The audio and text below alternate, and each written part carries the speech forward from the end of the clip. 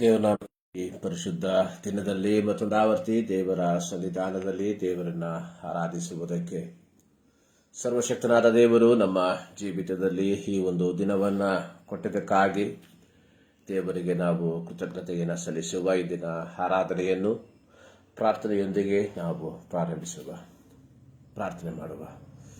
ಸರ್ವಶಕ್ತನಾದ ದೇವರೇ, ಈ ಒಂದು ಪರಿಶುದ್ಧ ದಿನಕ್ಕಾಗಿ ಸ್ತೋತ್ರ. ಈ ಮುಂಜಾನೆಯಲ್ಲಿ ಮತ್ತದಾವರ್ತಿ ನಿಮ್ಮ ಸನ್ನಿಧಾನಕ್ಕೆ ಸೇರಿ ಬರುವಂತೆ ಕೃಪೆ ಮಾಡಿದ್ದಕ್ಕಾಗಿ ಸ್ತೋತ್ರ. ಪರಲೋಕವು ನಿನ್ನ ಸಿಂಹಾಸನವು, ಭೂಮಿಯು ನಿನ್ನ ಪಾದಪೀಠವು. ನಿನ್ನ ಪಾದಪೀಠದ ಕೆಳಗೆ ನಿಮ್ಮ ಮಕ್ಕಳಾದ ನಾವುಗಳು ಕರ್ತನೆ ನಿಮ್ಮನ್ನು ಆರಾಧಿಸುವಂತಹ ಈ ಪವಿತ್ರ ದಿನದಲ್ಲಿ ನಿಮ್ಮ ಸನ್ನಿಧಾನದಲ್ಲಿ ನಿಮ್ಮನ್ನು ಆರಾಧಿಸುವುದಕ್ಕೆ ನಮ್ಮನ್ನು ಬರಮಾಡಿದ್ದಕ್ಕಾಗಿ ಸ್ತೋತ್ರ. ಈ ಮುಂಜಾನೆಯಲ್ಲಿ ನಮ್ಮ ಆರಾಧನೆಗಳನ್ನು ನಿಮ್ಮ ಕರಗಳಿಗೆ ಸಮರ್ಪಿಸ್ತಾ ಇದ್ದೇವೆ. ಪವಿತ್ರನಾದ ದೇವರನ್ನ ಪವಿತ್ರತೆಯಲ್ಲಿ ಆರಾಧಿಸುವುದಕ್ಕೆ ನಮ್ಮ ಜೀವಿತದಲ್ಲಿ ಕೃಪೆ ಮಾಡು. ಹೌದು ಕರ್ತನೆ, ನಮ್ಮ ಜೀವಿತದಲ್ಲಿ ಯಾವುದಾದರೂ ಅಪವಿತ್ರವಾದ ಕಾರ್ಯಗಳು ಬಂದಿರುವುದಾದರೆ ಯೇಸುವೆ ನಿನ್ನ ರಕ್ತದಿಂದ ತೊಳೆದು ನಮ್ಮನ್ನು ಶುದ್ಧಿಪಡಿಸಿ ಈ ಮುಂಜಾನೆಯಲ್ಲಿ ಪವಿತ್ರತೆಯಲ್ಲಿ ನಿಮ್ಮನ್ನು ಆರಾಧಿಸುವಂತೆ ಕೃಪೆ ಮಾಡುವುದಾಗಿ ನಾವು ಪ್ರಾರ್ಥಿಸ್ತಾ ಇದ್ದೇವೆ. ಆರಾಧನೆಯ ಪ್ರಾರಂಭದಿಂದ ಅಂತ್ಯದವರೆಗೆ ನಿಮ್ಮ ಸಾನ್ನಿಧ್ಯವನ್ನು ನಾವು ಅನುಭವಿಸುವಂತೆ ಕೃಪೆ ಮಾಡು. ಈ ಮುಂಜಾನೆಯಲ್ಲಿ ತಂದೆ, ಮಗ, ಪವಿತ್ರಾತ್ಮನ ನಾಮದಲ್ಲಿ ಇಂದಿನ ಆರಾಧನೆಯನ್ನು ನಾವು ಆರಂಭಿಸುತ್ತೇವೆ. ತ್ರಿಯೇಕ ದೇವರ ಸಾನ್ನಿಧ್ಯ ಈ ಆರಾಧನೆಯ ಪ್ರಾರಂಭದಿಂದ ಅಂತ್ಯದವರೆಗೆ ನಾವು ಅನುಭವಿಸುವಂತೆ ಕೃಪೆ ಮಾಡು. ಈ ಆರಾಧನೆಯಲ್ಲಿ ಭಾಗಿಗಳಾಗುವಂತಹ ಪ್ರತಿಯೊಬ್ಬರಿಗಾಗಿ ಸ್ತೋತ್ರ. ಈ ಮುಂಜಾನೆಯಲ್ಲಿ ಪ್ರತಿಯೊಬ್ಬರನ್ನ ಹೆಸರಾಗಿ ಆಶೀರ್ವದಿಸು. ಈ ಸಂದರ್ಭದಲ್ಲಿ ಕರ್ತನೆ, ಇಂದು ನಡೆಯುವಂತಹ ಎಲ್ಲ ಆರಾಧನೆಗಳಿಗಾಗಿ ನಾವು ಪ್ರಾರ್ಥಿಸ್ತಾ ಇದ್ದೇವೆ. ಸತ್ಯದಲ್ಲಿ ಆತ್ಮದಲ್ಲಿ ನಿಮ್ಮನ್ನು ಆರಾಧಿಸುವಂತಹ ಪ್ರತಿಯೊಂದು ಆರಾಧನೆಗಳಲ್ಲಿ ದೈವಿಕ ಸಾನ್ನಿಧ್ಯವನ್ನ ಸೇರಿ ಬರುವಂತಹ ಪ್ರತಿಯೊಬ್ಬರು ಅನುಭವಿಸುವಂತೆ ಕೃಪೆ ಮಾಡಿ. ಪ್ರಾರ್ಥನೆಗಳಿಗಾಗಿ ಸ್ತೋತ್ರ. ಯೇಸು ಕ್ರಿಸ್ತನ ನಾಮದಲ್ಲಿ ಬೇಡುತ್ತೇವೆ ನಮ್ಮ ಪ್ರೀತಿಯ ತಂದೆಯೇ, ಆಮೆನ್. ಸ್ತೋತ್ರ. ದೇವನಾಮಕ್ಕೆ ಮತ್ತೊಂದು ಆವರ್ತಿ ವಂದನೆಗಳನ್ನ ಸಲ್ಲಿಸ್ತಾ ಇದ್ದೇನೆ. ಈ 2023 ಆಗಸ್ಟ್ ತಿಂಗಳಿನ ಪ್ರಾರಂಭ ಭಾನುವಾರ ದೇವರ ಸನ್ನಿಧಾನದಲ್ಲಿ ದೇವರನ್ನ ಆರಾಧಿಸುವುದಕ್ಕೆ ದೇವರು ನಮ್ಮ ಜೀವಿತದಲ್ಲಿ ಈ ಒಂದು ಸದವಕಾಶವನ್ನು ಕೊಟ್ಟಿದ್ದಾನೆ. ದೇವರು ಮಾಡಿರುವಂತಹ ಉಪಕಾರಗಳನ್ನು ನೆನೆಸಿ ಕೃತಜ್ಞತೆಯಿಂದ ಆತನಿಗೆ ನಾವು ಆರಾಧನೆಯನ್ನು ಸಲ್ಲಿಸುವ. ಒಂದು ಹಾಡಿನ ಕೆಲವು ಚರಣಗಳನ್ನು ಹಾಡಿ ದೇವರನ್ನ ನಾವು ಆರಾಧಿಸುವ. ಇನ್ಯಾರು ನಿನ್ನ ಆಪ್ತರು, ಕ್ರಿಸ್ತೇಸು ಒಬ್ಬನೇ ಸದಾ. ಸ್ವೀಕರಿಸು ಈ ಆಪ್ತನ, ಯೇಸು ನನ್ನಾತ್ಮ ರಕ್ಷಕ. ಅತ್ಯಂತ ಹಳೆಯದಾದಂತಹ ಒಂದು ಹಾಡು. ಈ ಹಾಡಿನ ಸಾಲುಗಳನ್ನು ನಾವು ಮನನ ಮಾಡಿಕೊಂಡು ದೇವರನ್ನ ಆರಾಧಿಸುವ. ಇನ್ಯಾರು ನಿನ್ನ ಆಪ್ತರು, ಕ್ರಿಸ್ತೇಸು ಒಬ್ಬನೇ ಸದಾ. ಸ್ವೀಕರಿಸು ಈ ಆಪ್ತನ, ಯೇಸು ನನ್ನಾತ್ಮ ರಕ್ಷಕ. ಇನ್ಯಾರು ನಿನ್ನ ಆಪ್ತರು, ಕ್ರಿಸ್ತೇಸು ಒಬ್ಬನೇ ಸದಾ. ಸ್ವೀಕರಿಸು ಈ ಆಪ್ತನ, ಯೇಸು ನನ್ನಾತ್ಮ ರಕ್ಷಕ. ನಿನ್ನಾಪ್ತ ಯೇಸು ಬಾಂಧನು, ನಿಂಗಾಗಿ ಜಾತನಾದನು. ನೀನನ್ನು ಕೊಂಡುಕೊಂಡನು, ನೀನಲ್ಲ ಶಾಪಗ್ರಸ್ತನು. ಇನ್ಯಾರು ನಿನ್ನ ಆಪ್ತರು, ಕ್ರಿಸ್ತೇಸು ಒಬ್ಬನೇ ಸದಾ. ಸ್ವೀಕಾರಿಸು ಈ ಆಪ್ತನ. ಯೇಸು ನನ್ನಾತ್ಮ ರಕ್ಷಕ, ಲೋಕ ವಿಹಾರದಾಪ್ತನು, ನಿನ್ನಾತ್ಮ ಶಾಂತಿ ನೀಡನು, ಹೃದಯ ತಿಳಿದಾತನು, ಆತ್ಮದ ಆಪ್ತ ಕ್ರಿಸ್ತನು. ಇನ್ಯಾರು ನಿನ್ನ ಆಪ್ತರು? ಕ್ರಿಸ್ತೇಸು ಒಬ್ಬನೇ ಸದಾ. ಸ್ವೀಕಾರಿಸು ಈ ಆಪ್ತನ. ಯೇಸು ನನ್ನಾಪ್ತ ರಕ್ಷಕ, ಮಹಿಮಸ್ಥಾನ ತ್ಯಜಿಸಿ ಪಾಪಿಯ ಸ್ಥಾನ ವಹಿಸಿ, ನಮ್ಮೆಲ್ಲ ದ್ರೋಹ ಸಹಿಸಿ, ಪ್ರಾಣವ ಕೊಟ್ಟ ಆಪ್ತನೇ. ಇನ್ಯಾರು ನಿನ್ನ ಆಪ್ತರು? ಕ್ರಿಸ್ತೇಸು ಒಬ್ಬನೇ ಸದಾ.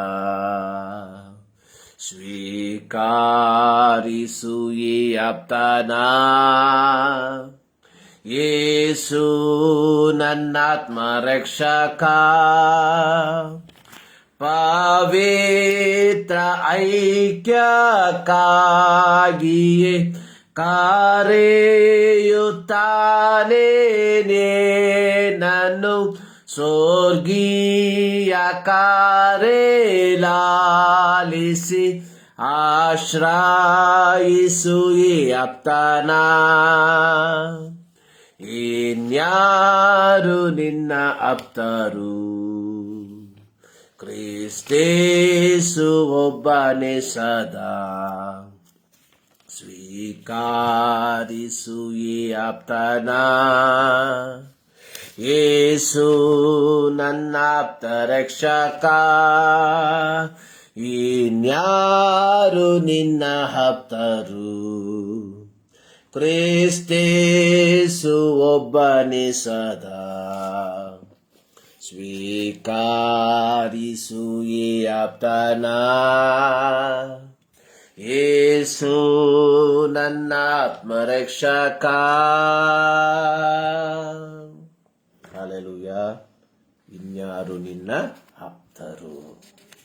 ಕ್ರಿಸ್ತೇಸು ಒಬ್ಬನೇ ಸದಾ. ನಿತ್ಯ ನಿರಂತರವಾಗಿ ನಮ್ಮ ಸಂಗಡ ಇರುವಂತಹ ಏಕೈಕ ವ್ಯಕ್ತಿ ಅನ್ನುವಂಥದ್ದು ನಮ್ಮ ಕರ್ತನಾದ ಯೇಸು ಕ್ರಿಸ್ತನು ಮಾತ್ರ.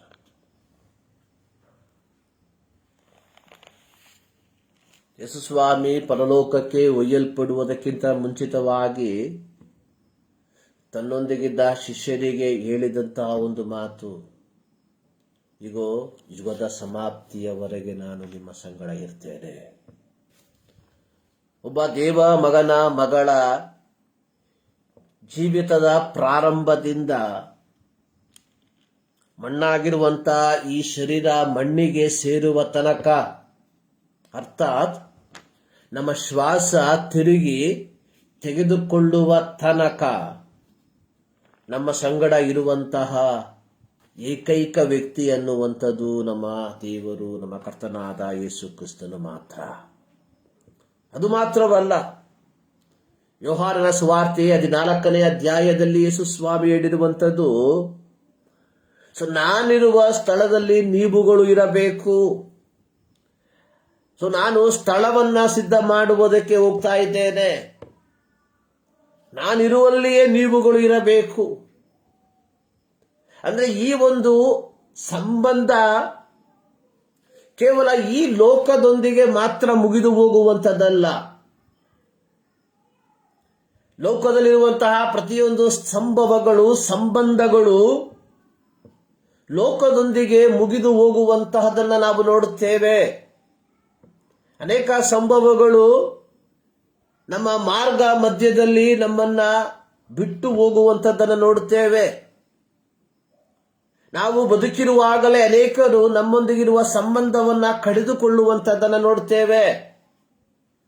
ಆದರೆ ಜೀವಿತದ ಪ್ರಾರಂಭದಿಂದ ಜೀವಿತದ ಅಂತ್ಯದವರೆಗೆ, ಅಂದರೆ ನಮ್ಮ ಜೀವಿತದ ಶ್ವಾಸದ ಪ್ರಾರಂಭದಿಂದ ಶ್ವಾಸದ ಕೊನೆಯ ತನಕ ನಮ್ಮ ಸಂಗಡ ಇರುವಂತಹ ಏಕೈಕ ವ್ಯಕ್ತಿ ಎನ್ನುವಂಥದ್ದು ನಮ್ಮ ಕರ್ತನಾದ ಯೇಸು ಕ್ರಿಸ್ತನು ಮಾತ್ರ. ಅಲ್ಲಿಗೆ ಈ ಸಂಬಂಧ ಮುಗಿದು ಹೋಗುವುದಿಲ್ಲ. ಯಾರು ಯೇಸು ಕ್ರಿಸ್ತನ ಮಾತಿಗೆ ವಿಧೇಯರಾಗಿ ಪವಿತ್ರವಾದ ಜೀವಿತವನ್ನು ಜೀವಿಸಿ ಈ ಲೌಕಿಕ ಯಾತ್ರೆಯನ್ನ ಪೂರ್ತಿಗೊಳಿಸಿರುತ್ತಾರೋ ಅಂಥವರು ನಿತ್ಯತ್ವದಲ್ಲಿ ದೇವರೊಂದಿಗೆ ಇರುವಂತವರಾಗಿದ್ದಾರೆ. ಇದಕ್ಕಿಂತಲೂ ಶ್ರೇಷ್ಠವಾದ ಆಶೀರ್ವಾದ ನಮ್ಮ ಜೀವಿತದಲ್ಲಿ ಲಭಿಸುವುದಕ್ಕೆ ಬೇರೆ ಯಾವುದೂ ಇಲ್ಲ. ದೇವರ ಮಕ್ಕಳ ಕ್ರೈಸ್ತರ ಪ್ರತ್ಯೇಕತೆ ಎನ್ನುವಂಥದ್ದು ನಿತ್ಯ ನಿರಂತರವಾಗಿ ದೈವಿಕ ಸಾನ್ನಿಧ್ಯವನ್ನ ಅನುಭವಿಸುವಂಥದ್ದು.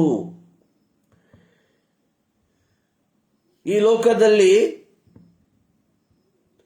ಲೋಕದಲ್ಲೇ ಬದುಕಿರುವಾಗಲೂ ದೈವಿಕ ಸಾನ್ನಿಧ್ಯ, ಈ ಲೋಕದ ಯಾತ್ರೆಯನ್ನು ತೀರಿಸಿ ನಾವು ನಿತ್ಯತ್ವವನ್ನು ಪ್ರವೇಶಿಸುವಾಗಲೂ ದೈವಿಕ ಸಾನ್ನಿಧ್ಯ. ಇದು ದೇವರ ಮಕ್ಕಳಾದ ನಮಗೆ ಕೊಡಲ್ಪಟ್ಟಿರುವಂತಹ ಅತ್ಯಂತ ಶ್ರೇಷ್ಠವಾದ ವಾಗ್ದಾನ, ಅತ್ಯಂತ ಶ್ರೇಷ್ಠವಾದಂತಹ ಒಂದು ಕಾರ್ಯವಾಗಿದೆ. ಅದರಿಂದ ಇಲ್ಲಿ ಹಾಡುಗಾರನು ಹೇಳುವಂಥದ್ದು, ಇನ್ಯಾರು ನಿನ್ನ ಆಪ್ತರು, ಕ್ರಿಸ್ತೇಸು ಒಬ್ಬನೇ ಸದಾ ಸ್ವೀಕರಿಸು ಈ ಆಪ್ತನ, ಯೇಸು ನನ್ನ ಆತ್ಮರಕ್ಷಕ.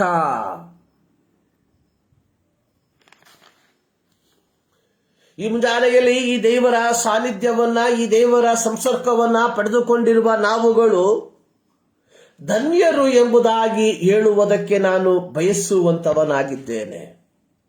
ಧನ್ಯರು. ಯಾರು ಧನ್ಯರು? ಧನ್ಯರು ಎಂಬ ಪದವನ್ನು ಇವತ್ತು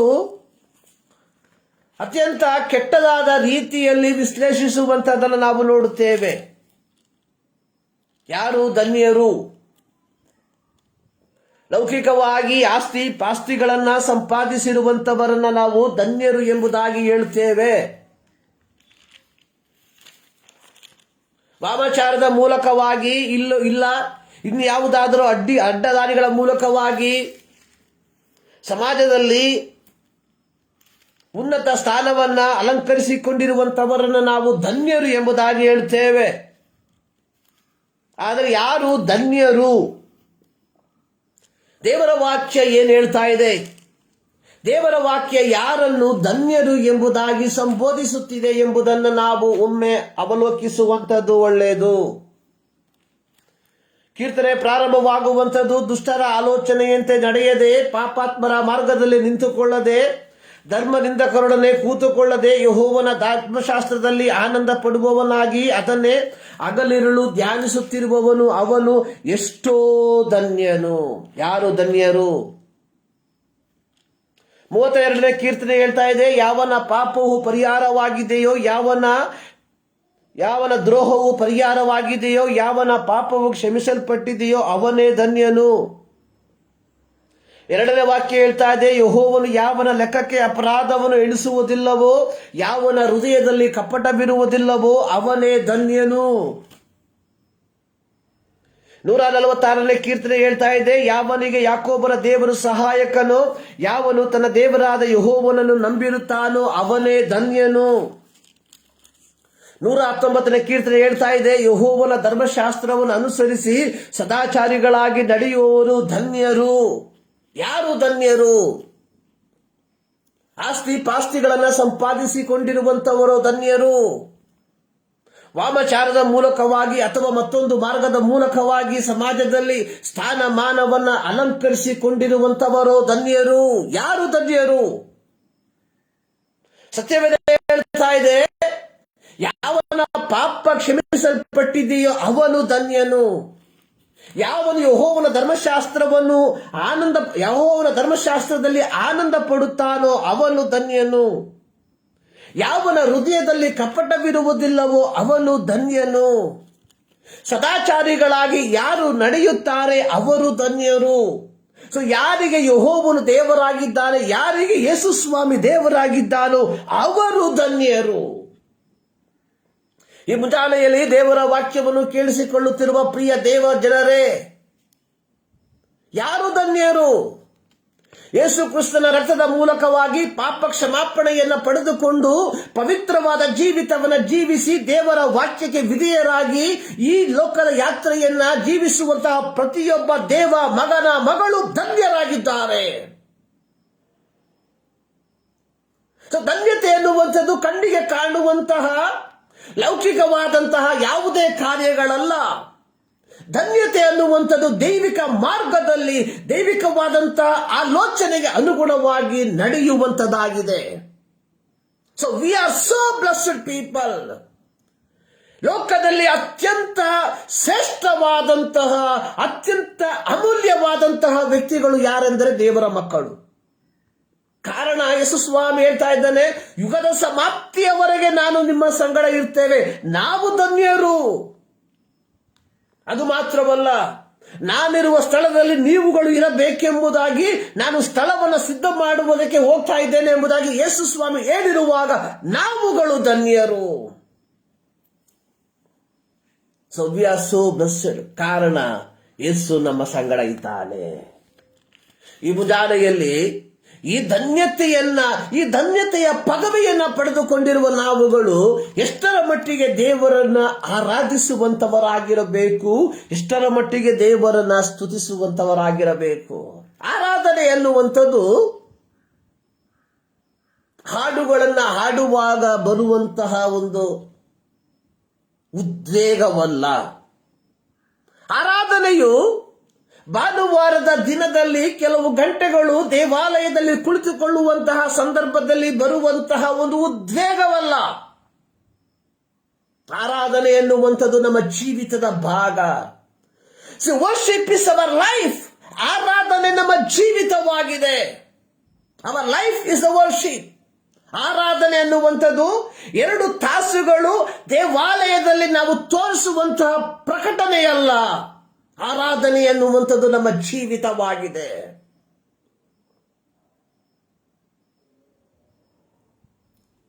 ಯೋರ್ದಾನ್ ಹೊಳೆಯಲ್ಲಿ ದೀಕ್ಷಾಸ್ನಾನ ಮಾಡಿಸುತ್ತಿದ್ದಂತಹ ಸ್ನಾನಿಕನಾದ ಯೋಹಾನನು ಯೇಸುವನ್ನು ನೋಡಿ ಹೀಗೆ ಹೇಳ್ದ, ಅಗೋ ದೇವರು ಯಜ್ಞಕ್ಕೆ ನೇಮಿಸಿದ ಕುರಿಮರಿ.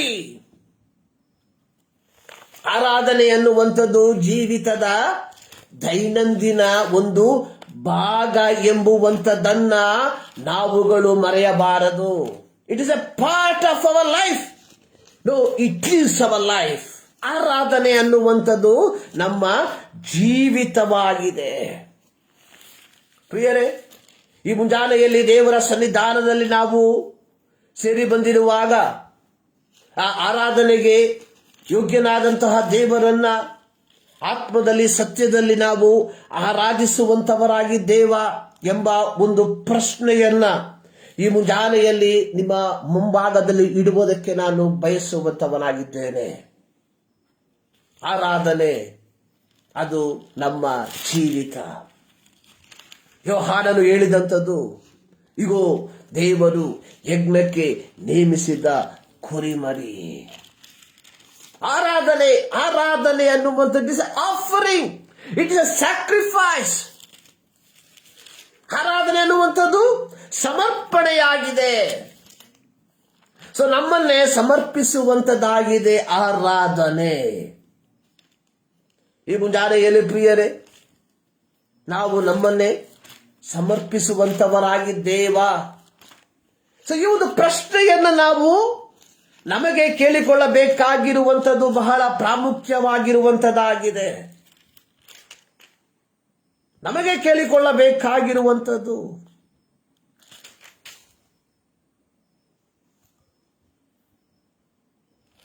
ಸೊ ಈ ದಿನದ ದೇವರ ವಾಕ್ಯದ ಧ್ಯಾನಕ್ಕಾಗಿ ನಾವು ಆರಿಸಿಕೊಂಡಿರುವಂತಹ ವೇದ ಭಾಗ ಅನ್ನುವಂಥದ್ದು ಮಿಷನ್ ಅಥವಾ ದೌತ್ಯ ಎಲ್ಲರಿಗೂ ಶುಭವಾರ್ತೆ ಅಥವಾ ಶುಭವಾರ್ತೆಯನ್ನ ತಿಳಿಸುವಂತಹ ಒಂದು ದೌತ್ಯ. ಕ್ರೈಸ್ತರು ಅಂದರೆ ಕ್ರಿಸ್ತನ ಅನುಯಾಯಿಗಳು ಅಥವಾ ಕ್ರಿಸ್ತನ ಹಿಂಬಾಲಕರು ಎಂಬ ಅರ್ಥವನ್ನು ನಾವು ಕಾಣಬಹುದು. ಕ್ರೈಸ್ತತ್ವ ಅಂದರೆ ಕೇವಲ ಒಂದು ಧರ್ಮವಲ್ಲ.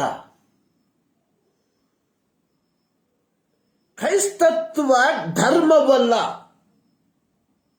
ಕ್ರೈಸ್ತತ್ವ ಅನ್ನುವಂಥದ್ದು ಸರ್ವಶಕ್ತನಾದ ದೇವರು ತನ್ನ ಸೃಷ್ಟಿಯಾದ ಮಾನವರಿಗೆ ಬದುಕುವುದಕ್ಕೆ ತೋರಿಸಿರುವ ಒಂದು ಮಾರ್ಗವಾಗಿದೆ. ಮತ್ತೊಂದು ಆವರ್ತಿ ಹೇಳ್ತೇನೆ, ಕ್ರೈಸ್ತತ್ವ ಒಂದು ಧರ್ಮವಲ್ಲ. ಕ್ರೈಸ್ತತ್ವ ಒಂದು ಪಂಗಡವಲ್ಲ. ಕ್ರೈಸ್ತತ್ವ ಒಂದು ಸಂಘವಲ್ಲ. ಕ್ರೈಸ್ತತ್ವ ಅನ್ನುವಂಥದ್ದು ಸೃಷ್ಟಿಕರ್ತನಾದ ದೇವರು ಸೃಷ್ಟಿಗಳಾದ ಮಾನವರಿಗೆ ಈ ಲೋಕದಲ್ಲಿ ಜೀವಿಸುವುದಕ್ಕೆ ತೋರಿಸಿಕೊಟ್ಟಂತಹ ಒಂದು ಮಾರ್ಗವಾಗಿದೆ.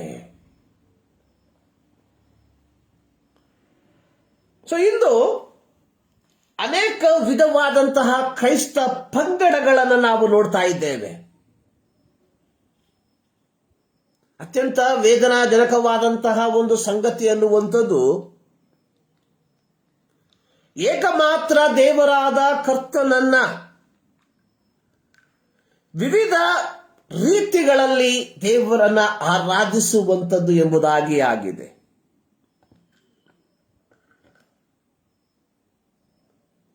ನಿತ್ಯತ್ವವನ್ನ ವಾಗ್ದಾನ ಮಾಡಿರುವ ದೇವರನ್ನ ನಿತ್ಯತ್ವದ ಅವಕಾಶವನ್ನು ಹೊಂದಿಕೊಂಡಿರುವ ನಾವುಗಳು ವಿವಿಧ ರೀತಿಯಲ್ಲಿ ದೇವರನ್ನ ಆರಾಧಿಸುವಂಥದ್ದು ನಿಜವಾಗಲೂ ಇದು ಅತ್ಯಂತ ಖೇದಕರವಾದಂತಹ ಒಂದು ಸಂಗತಿಯಾಗಿದೆ. ಗಾಡ್ ಇಸ್ ಒನ್, ದೇವರು ಒಬ್ಬನೇ. ಆದರೆ ಆರಾಧನೆಯಲ್ಲಿ ವೈವಿಧ್ಯತೆ. ಕಾರಣ ಒಬ್ಬನಾದ ದೇವರನ್ನ ಸರಿಯಾದ ರೀತಿಯಲ್ಲಿ ಅರ್ಥ ಮಾಡಿಕೊಳ್ಳದೆ ಇರುವಂತದ್ದಾಗಿದೆ. ಇಂದು ನಾವು ಪ್ರತ್ಯೇಕವಾಗಿ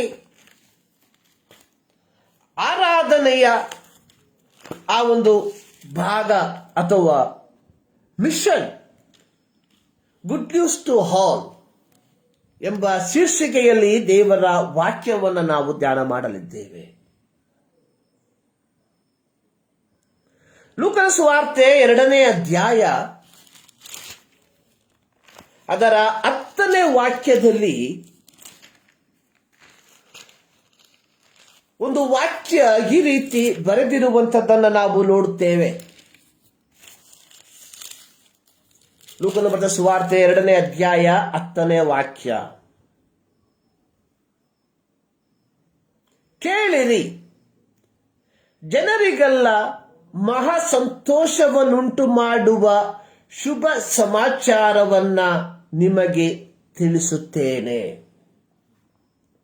ಕೇಳಿರಿ, ಜನರಿಗೆಲ್ಲ ಮಹಾ ಸಂತೋಷವನ್ನ ಉಂಟು ಮಾಡುವ ಶುಭ ಸಮಾಚಾರವನ್ನ ನಿಮಗೆ ತಿಳಿಸುತ್ತೇನೆ. Good news to all. ಇದು ನಡೆದಂಥದ್ದು 2000 ವರ್ಷಗಳ ಹಿಂದೆ ಬೆತ್ಲೆಹೇಮ್ ಎಂಬ ಚಿಕ್ಕ ಪಟ್ಟಣದಲ್ಲಿ ಜಗತ್ಪ್ರಭುವಾದ ಯೇಸು ಕ್ರಿಸ್ತನು ಮಾನವನ ರೂಪವನ್ನು ತಾಳಿ ಈ ಧರೆಗೆ ಬಂದಾಗ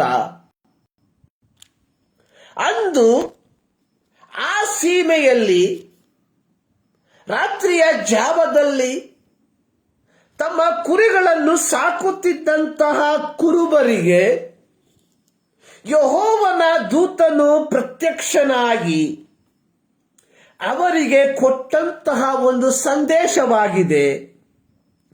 ಕೇಳಿರಿ, ಹೆದರಬೇಡಿರಿ, ಕೇಳಿರಿ. ಜನರಿಗೆಲ್ಲ, ಇದು ಕೇವಲ ನಿಮಗೆ ಮಾತ್ರವಲ್ಲ, ಜನರಿಗೆಲ್ಲ ಮಹಾ ಸಂತೋಷವನ್ನು ಉಂಟು ಮಾಡುವ ಶುಭ ಸಮಾಚಾರವನ್ನ ನಿಮಗೆ ತಿಳಿಸುತ್ತೇನೆ. ಸರ್ವಶಕ್ತನಾದ ದೇವರು ಯೇಸು ಕ್ರಿಸ್ತನು ಮಾನವನ ರೂಪವನ್ನು ತಾಳಿ ಈ ಲೋಕಕ್ಕೆ ಬಂದಾಗ ಈ ಲೋಕದ ಜನರಿಗೆ ತಿಳಿಸುವುದಕ್ಕಾಗಿ ಒಂದು ಶುಭ ಸಮಾಚಾರವನ್ನ ತನ್ನ ದೂತರ ಮೂಲಕ ಜನರಿಗೆ ತಲುಪಿಸುವಂತದನ್ನು ನೋಡುತ್ತೇವೆ. ಪ್ರಿಯರೇ, ಪ್ರತಿಯೊಬ್ಬ ಕ್ರೈಸ್ತರಿಗೆ ಯೇಸು ಕ್ರಿಸ್ತನ ರಕ್ತದ ಮೂಲಕವಾಗಿ ಪಾಪ ಕ್ಷಮಾಪಣೆಯನ್ನು ಪಡೆದುಕೊಂಡು ಪವಿತ್ರವಾದ ಜೀವಿತವನ್ನ ಜೀವಿಸುವ ಪ್ರತಿಯೊಬ್ಬ ದೇವರ ಮಗನಿಗೆ ಮಗಳಿಗೆ ಸರ್ವಶಕ್ತನಾದ ದೇವರು ಈ ಲೋಕದ ಜನರಿಗೆ ತಿಳಿಸುವುದಕ್ಕೆ ಒಂದು ಸಂದೇಶವನ್ನ ಕೊಟ್ಟಿದ್ದಾನೆ. ಇದನ್ನು ನಾವು ಮರೆತು ಹೋಗಿದ್ದೇವೆ ಅಂದರೆ ತಪ್ಪಾಗಲಾರದು. ಪ್ರತ್ಯೇಕವಾಗಿ ಈ ಒಂದು ವಾಕ್ಯ ಭಾಗ ನಮ್ಮ ಜ್ಞಾಪಕಕ್ಕೆ ಬರುವಂಥದ್ದು ಕ್ರಿಸ್ಮಸ್ ತಿಂಗಳಲ್ಲಿ ಮಾತ್ರ. ಪ್ರತ್ಯೇಕವಾಗಿ ಯೇಸು ಕ್ರಿಸ್ತನ ಜನನವನ್ನ ವಿಜೃಂಭಣೆಯಿಂದ ಆಚರಿಸುವುದಕ್ಕೆ ನಾವು ಸಿದ್ಧರಾಗುವಂತಹ ಸಂದರ್ಭದಲ್ಲಿ ಮಾತ್ರ ಈ ವಾಕ್ಯ ಭಾಗಗಳು ನಮ್ಮ ನೆನಪಿಗೆ ಬರುವಂಥದ್ದು. ನೋಡಿ, ಇಲ್ಲಿ ಜಗತ್ಪ್ರಭುವಿನ ಆಗಮನವನ್ನ, ಯೇಸು ಕ್ರಿಸ್ತನ ಐಹಿಕ ಆಗಮನವನ್ನ ಪರಲೋಕದ ದೇವರು ತನ್ನ ದೇವದೂತ ವೃಂದದವರ ಮೂಲಕ ಜನರಿಗೆ ಶುಭ ವರ್ತಮಾನವನ್ನ ಪ್ರಕಟಿಸುವಂತದ್ದಾಗಿ ನಾವು ನೋಡುವಂತವರಾಗಿದ್ದೇವೆ. ಪ್ರಾರಂಭದಲ್ಲಿ ಅವರಿಗೆ ಹೇಳಿದ್ದು ಹೆದರಬೇಡಿರಿ. ಸೊ ಇಂದು ಹೆದರಿ ಜೀವಿಸುವಂತಹ ಒಂದು ಜನ ಸಮೂಹ ನಮ್ಮ ಸುತ್ತಮುತ್ತಲೂ ಇದೆ ಎಂಬುದನ್ನು ನಾವು ಮರೆಯಬಾರದು.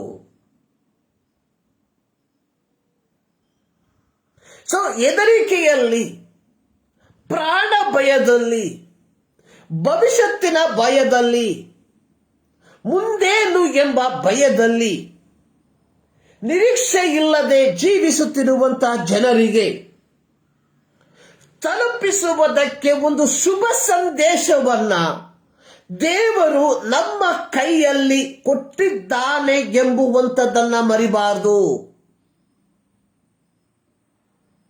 Mission good news to all. ದೌತ್ಯ ಶುಭ ವಾರ್ತೆ ಎಲ್ಲರಿಗೂ. ಸೊ ಆ ಶುಭ ವಾರ್ತೆ ಏನೆಂದರೆ, ಈ ಹೊತ್ತು ನಿಮಗೋಸ್ಕರ ದಾವೀದನೂರಿನಲ್ಲಿ ಒಬ್ಬ ರಕ್ಷಕನು ಹುಟ್ಟಿದ್ದಾನೆ. ಆತನು ಕರ್ತನಾಗಿರುವ ಕ್ರಿಸ್ತನೇ. See, what is the good news? ಏನು ಶುಭ ಸಮಾಚಾರ? ಇವತ್ತು ಕ್ರೈಸ್ತ ಸಭೆಗಳಲ್ಲಿ ಸಾರಲ್ಪಡುತ್ತಿರುವಂತಹ ಶುಭ ಸಮಾಚಾರ ಅನ್ನುವಂಥದ್ದು ಮಾನವ ಕುಲದ ಪಾಪಗಳ ಪರಿಹಾರಕ್ಕೋಸ್ಕರವಾಗಿ ಯೇಸು ಕ್ರಿಸ್ತನು ಈ ಲೋಕಕ್ಕೆ ಬಂದನು ಎಂಬುದಾಗಿ ಅಲ್ಲ. ಯೇಸು ಕ್ರಿಸ್ತನ ರಕ್ತ ಸಕಲ ಪಾಪಗಳನ್ನು ನಿವಾರಿಸಿ ನಮ್ಮನ್ನು ಶುದ್ಧಿಪಡಿಸುತ್ತದೆ ಎಂಬುದಾಗಿಯೂ ಅಲ್ಲ. ಬದಲಾಗಿ ನೀವು ಸಭೆಯ ಅಂಗಗಳಾಗಿ ಮಾರ್ಪಡುವುದಾದರೆ ನಿಮ್ಮ ಜೀವಿತದಲ್ಲಿ ಕಷ್ಟಗಳು ಪರಿಹಾರವಾಗ್ತದೆ.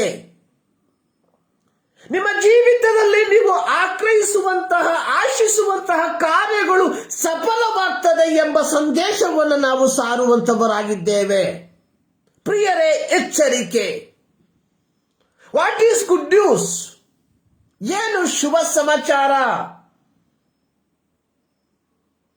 ಆಧ್ಯಾತ್ಮಿಕತೆಯ ಅಧಪತನದಲ್ಲಿ ಜೀವಿಸುತ್ತಿರುವಂತಹ ಕಾಲಘಟ್ಟದಲ್ಲಿ ಪ್ರತ್ಯೇಕವಾಗಿ ಇಸ್ರಾಯೇಲರು ಆಧ್ಯಾತ್ಮಿಕತೆಯ ಯಾವ ಗುಣಗಳು ಇಲ್ಲದೆ ಇರುವಂತಹ ಕಾಲಘಟ್ಟಗಳಲ್ಲಿ ಸರ್ವಶಕ್ತನಾದ ದೇವರು ಆಧ್ಯಾತ್ಮಿಕತೆಯ ಒಂದು ಹೊಸ ಚಿಗುರನ್ನ ಜನರಿಗೆ ತಲುಪಿಸುವಂತದ್ದಾಗಿದೆ. ಪ್ರಿಯರೇ, ಶುಭವಾರ್ತೆ ಅನ್ನುವಂಥದ್ದು ನಿರೀಕ್ಷೆಯಿಲ್ಲದೆ ಜೀವಿತ ಏನೆಂಬುದಾಗಿ, what is the meaning of life ಎಂಬುದಾಗಿ ಎನಿಸಿಕೊಂಡು ಜೀವಿಸುವಂತಹ ಜನರಿಗೆ ಜೀವಿತದ ಅರ್ಥವನ್ನ ತಿಳಿಸಿಕೊಡುವಂತದ್ದಾಗಿದೆ ಶುಭವಾರ್ತೆ.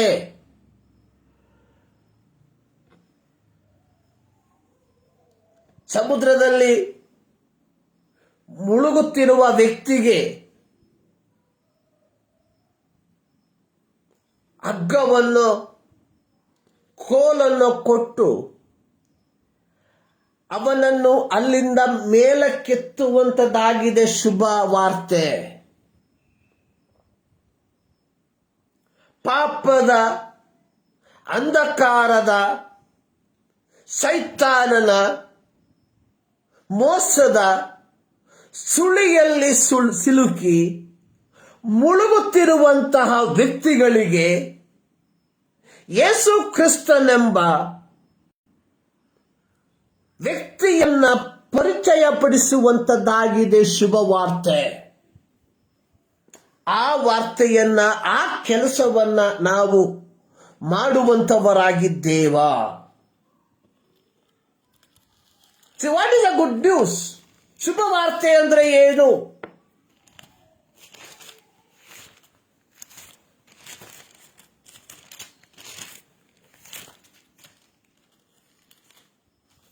ಅಪೊಸ್ತಲರ ಕೃತ್ಯ 2ನೇ ಅಧ್ಯಾಯ 36ನೇ ವಾಕ್ಯದಲ್ಲಿ, ಪಂಚಾಶತಮ ದಿನದಂದು ಪವಿತ್ರಾತ್ಮ ಭರಿತನಾದಂತಹ ಶಿಷ್ಯರು ಪವಿತ್ರಾತ್ಮ ಭರಿತರಾಗಿ ಅಲ್ಲಿ ಸೇರಿ ಬಂದಿದ್ದಂತಹ ಜನರಿಗೆ ಹೇಳಿದಂತಹ ಒಂದು ಮಾತು ಅಥವಾ ತಿಳಿಸಿದಂತಹ ಒಂದು ಶುಭ ಸಮಾಚಾರ, ನಿಮ್ಮ ಪಾಪಗಳು ಪರಿಹಾರವಾಗುವುದಕ್ಕಾಗಿ ನೀವೆಲ್ಲರೂ ದೇವರ ಕಡೆಗೆ ತಿರುಗಿಕೊಂಡು ಯೇಸು ಕ್ರಿಸ್ತನ ಹೆಸರಿನಲ್ಲಿ ದೀಕ್ಷಾಸ್ನಾನ ಮಾಡಿಸಿಕೊಳ್ಳಬೇಕು.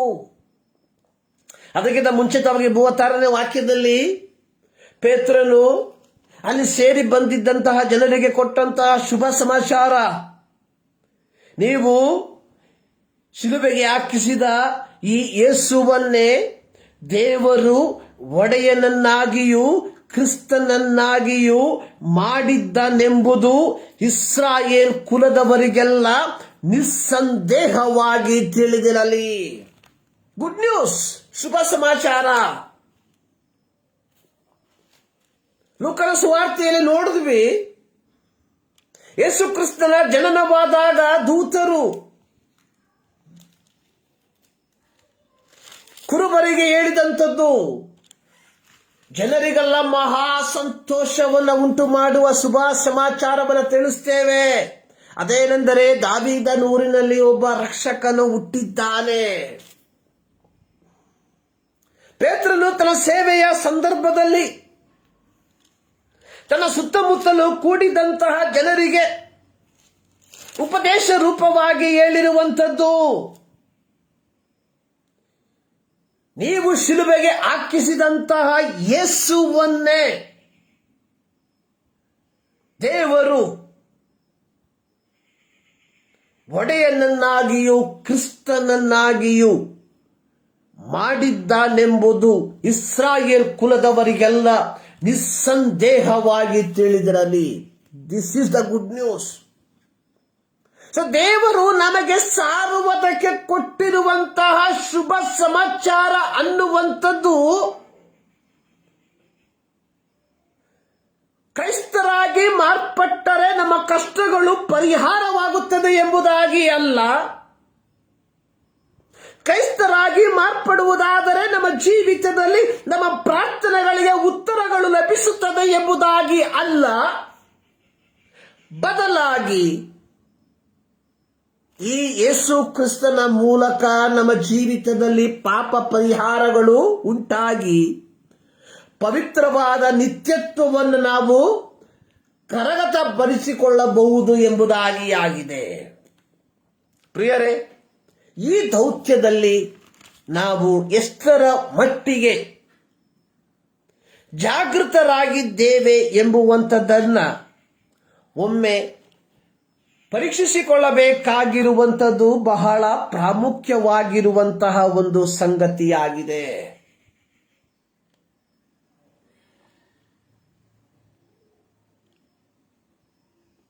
Good news to all.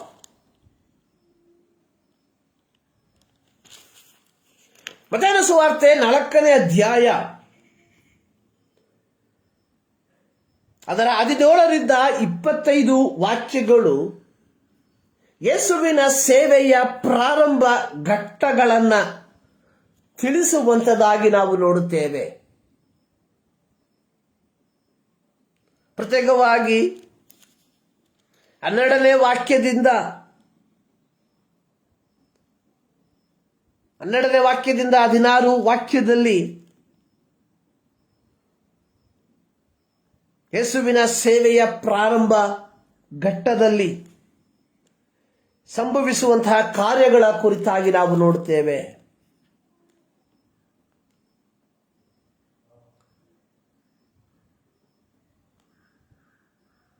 ಹದಿಮೂರನೇ ವಾಕ್ಯದಲ್ಲಿ ಬರೆಯಲ್ಪಟ್ಟಿರುವಂಥದ್ದು,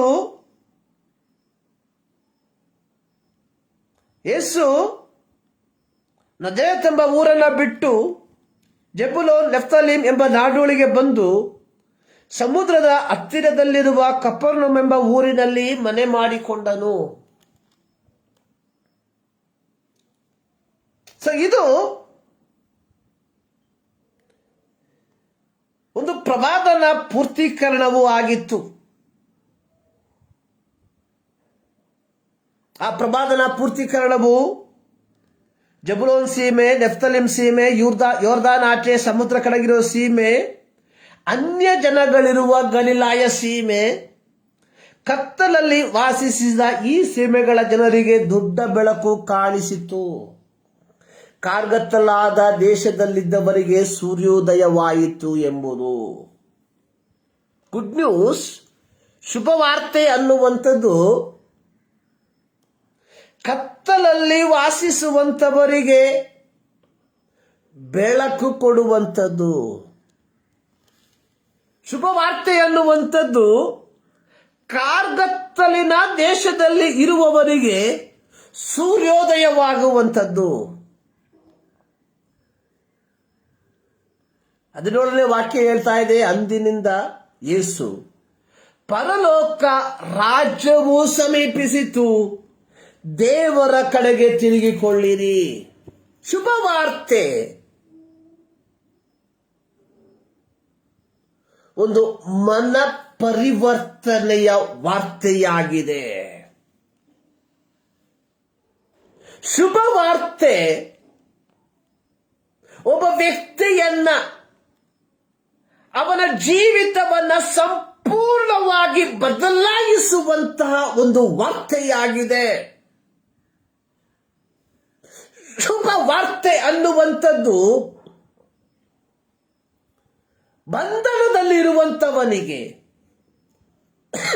ದಾಸತ್ವದಲ್ಲಿರುವಂಥವನಿಗೆ ಬಿಡುಗಡೆಯ ಸಂದೇಶವನ್ನ ಕೊಡುವಂಥದ್ದಾಗಿದೆ. ಶುಭವಾರ್ತೆ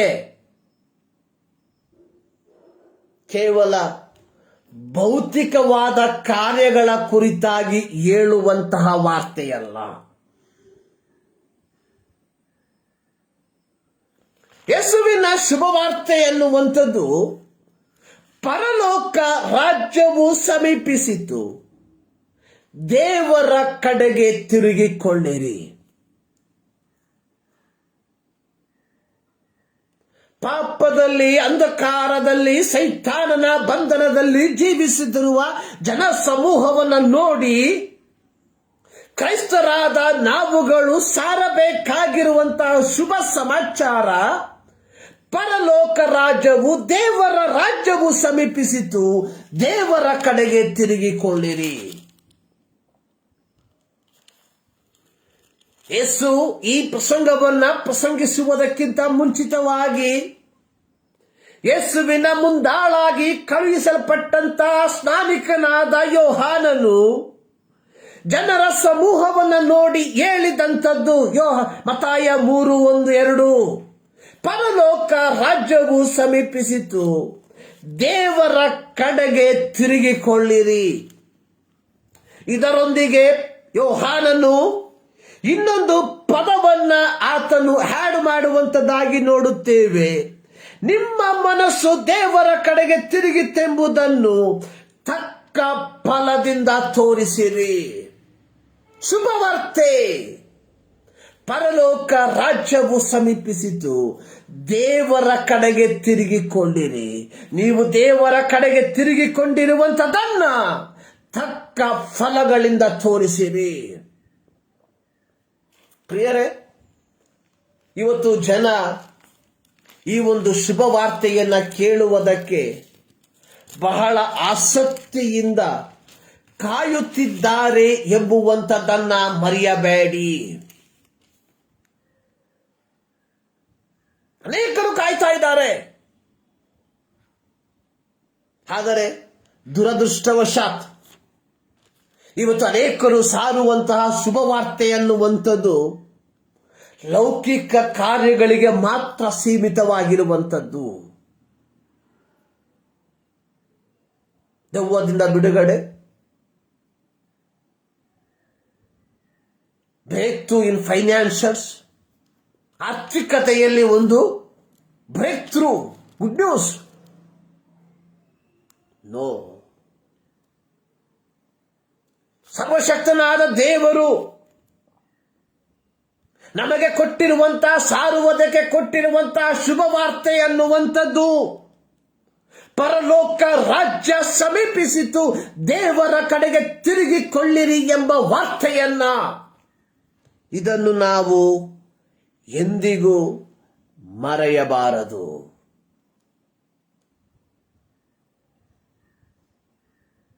ಅದ್ಭುತಗಳು, ಸೂಚಕ ಕಾರ್ಯಗಳು ನಡೆಯುವುದಿಲ್ಲ ಎಂಬುದಾಗಿ ಅಲ್ಲ.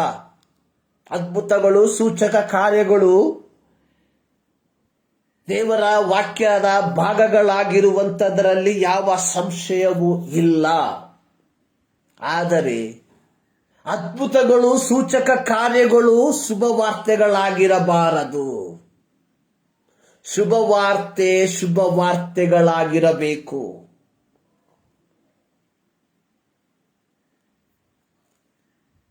ನೋಡಿ, 18-22 ವಾಕ್ಯದಲ್ಲಿ ಯೇಸು ಸ್ವಾಮಿ ತನ್ನ ಶಿಷ್ಯರನ್ನ ಆರಿಸಿಕೊಳ್ಳುವಂಥದ್ದನ್ನು ನಾವು ನೋಡುತ್ತೇವೆ. ತದನಂತರ 23-25 ವಾಕ್ಯಗಳಲ್ಲಿ ಯೇಸು ಸ್ವಾಮಿ ಗಲಿಲಾಯದಲ್ಲೆಲ್ಲ ತಿರುಗಾಡಿ ಅಲ್ಲಿರುವ ಸಭಾ ಮಂದಿರಗಳಲ್ಲಿ ಉಪದೇಶ ಮಾಡುತ್ತಾ ಶುಭ ವರ್ತಮಾನವನ್ನು ತಿಳಿಯಪಡಿಸುತ್ತಾ ಪರಲೋಕ ರಾಜ್ಯದ ಸುವಾರ್ತೆಯನ್ನು ಸಾರಿ ಹೇಳುತ್ತಾ, ಪರಲೋಕ ರಾಜ್ಯದ ಸುವಾರ್ತೆ.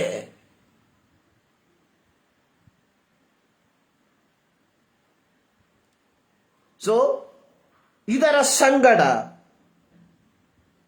ತರತರದ ರೋಗ ಬಾಧೆಗಳಿಂದ ಕಷ್ಟಪಡುವವರನ್ನ, ದೆವ್ವ ಹಿಡಿದವರನ್ನ, ಮೂರ್ಛಾ ರೋಗಿಗಳನ್ನ, ಪಾರ್ಶ್ವವಾಯು ರೋಗಿಗಳನ್ನ ಸ್ವಸ್ಥಪಡಿಸುತ್ತಾ ತನ್ನ ಸೇವೆಯನ್ನ ಮುಂದುವರಿಸಿಕೊಂಡು ಹೋದರು.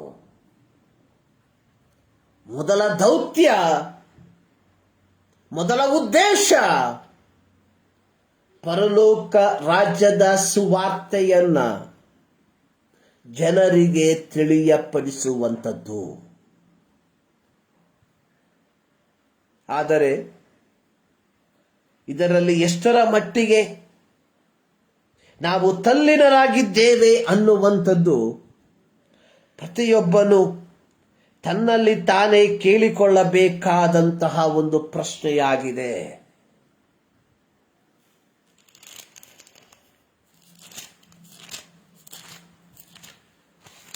ಮಾರ್ಕನ ಸುವಾರ್ತೆಯಲ್ಲಿ ನಾವು ಒಂದು ವಾಕ್ಯ ಈ ರೀತಿ ಬರೆಯಲ್ಪಟ್ಟಿದೆ. ಆತನು ಅದ್ಭುತಗಳ ಮೂಲಕ ದೇವರ ವಾಕ್ಯವನ್ನ ದೃಢಪಡಿಸಿದನು ಎಂಬುದಾಗಿ. ಅದ್ಭುತಗಳು ಶುಭ ಸಮಾಚಾರವನ್ನ ದೃಢಪಡಿಸುವಂತದ್ದಾಗಿರಬೇಕೆ ಹೊರತು ಅದ್ಭುತಗಳೇ ಶುಭ ಸಮಾಚಾರಗಳಾಗಿರಬಾರದು.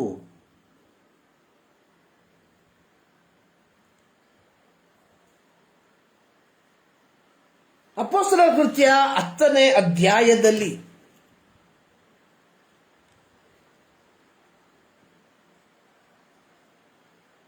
ಕೊರ್ನೆಲ್ಯನೆಂಬ ಒಬ್ಬ ವ್ಯಕ್ತಿ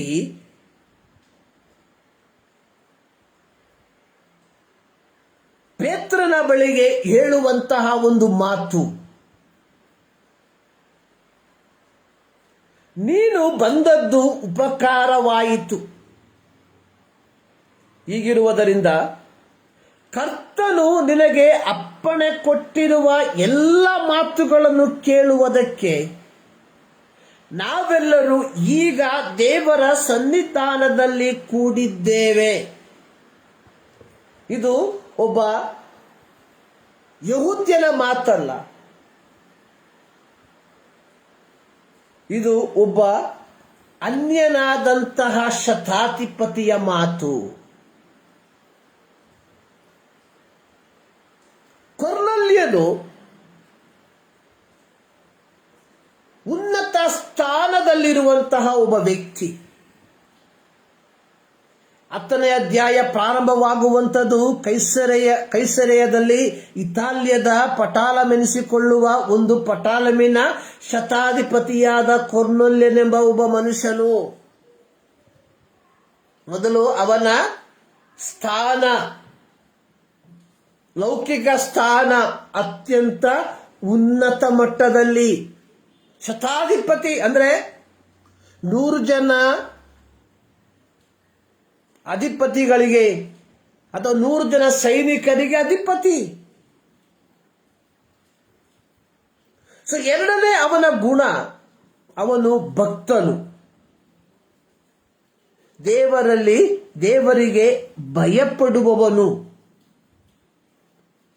3 ದಾನ ಧರ್ಮ ಮಾಡುವವನು. 4 ನಿತ್ಯವೂ ಪ್ರಾರ್ಥಿಸುವವನು. ನೋಡಿ, ಒಬ್ಬ ಮನುಷ್ಯನಿಗೆ ಇರಬೇಕಾದಂತಹ ಎಲ್ಲ ಗುಣಗಳು ಕೊರ್ನೆಲ್ಯನ ಜೀವಿತದಲ್ಲಿ ನಾವು ಕಾಣ್ತೇವೆ.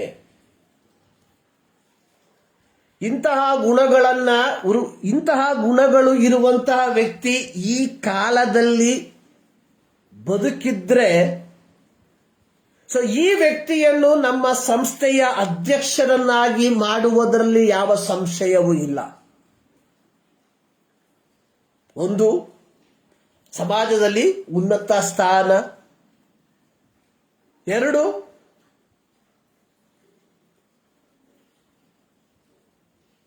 ಭಕ್ತ.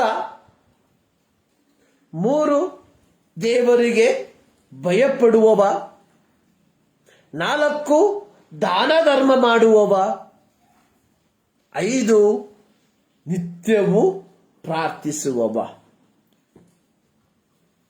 ಸೊ ಇಂತಹ ವ್ಯಕ್ತಿಯ ಜೀವಿತದಲ್ಲಿ ದೇವರ ವಾಕ್ಯ ಅಥವಾ ಶುಭ ಸಮಾಚಾರ ಬೇಕಾಗಿದ್ದೀಯಾ?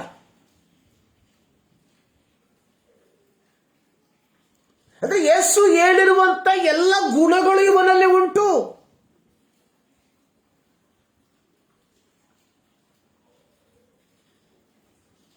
ಆದರೆ ಒಂದು ದಿನದ ಪ್ರಾರ್ಥನೆಯಲ್ಲಿ ಕೊರ್ನೆಲ್ಯನಿಗೆ ದೇವರು ಕೊಟ್ಟಂತಹ ಒಂದು ಸಂದೇಶ, ದೂತನು ಅವನಿಗೆ 4ನೇ ವಾಕ್ಯ, ನಿನ್ನ ಪ್ರಾರ್ಥನೆಗಳು, ನಿನ್ನ ದಾನ ಧರ್ಮಗಳು ದೇವರ ಮುಂದೆ ಜ್ಞಾಪಕಾರ್ಥವಾಗಿ ಏರಿ ಬಂದವು. ಕೊರ್ನೆಲ್ಯನೇ, ನಿನ್ನ ಪ್ರಾರ್ಥನೆ, ನಿನ್ನ ದಾನ ಧರ್ಮ ಇವೆಲ್ಲವೂ ದೇವರ ಮುಂಭಾಗದಲ್ಲಿ ಸೇರಿ ಬಂದಿದೆ. ಆದರೆ ನೀನು ಕೇಳಬೇಕಾದಂತಹ ಒಂದು ಶುಭ ಸಮಾಚಾರ ಉಂಟು. ಪ್ರಿಯರೇ, ನಾವು ಹೇಳಬೇಕಾದ ಒಂದು ಶುಭ ಸಮಾಚಾರ ಉಂಟು. ಮರಿಬೇಡ್ರಿ.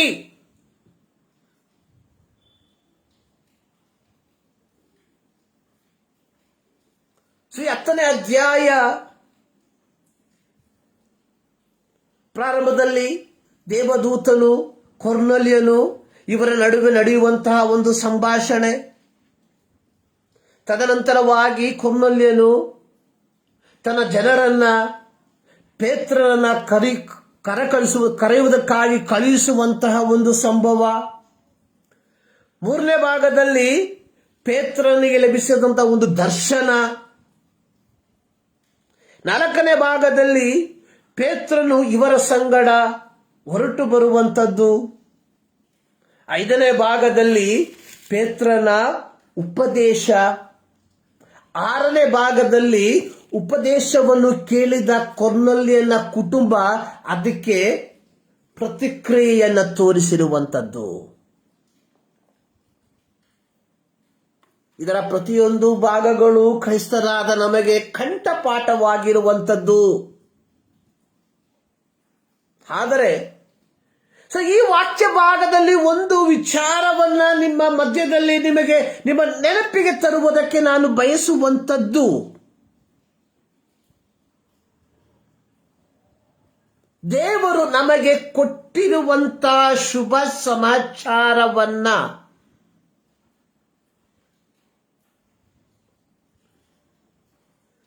ಸಾರುವುದರಲ್ಲಿ ನಾವು ಆಸಕ್ತರಾಗಿರಬೇಕು ಎಂಬುದಾಗಿ. ಇಲ್ಲಿ ಕೊರ್ನೆಲ್ಯನು ಹೇಳುವಂಥದ್ದು, ನೀನು ಬಂದದ್ದು ಉಪಕಾರವಾಯಿತು.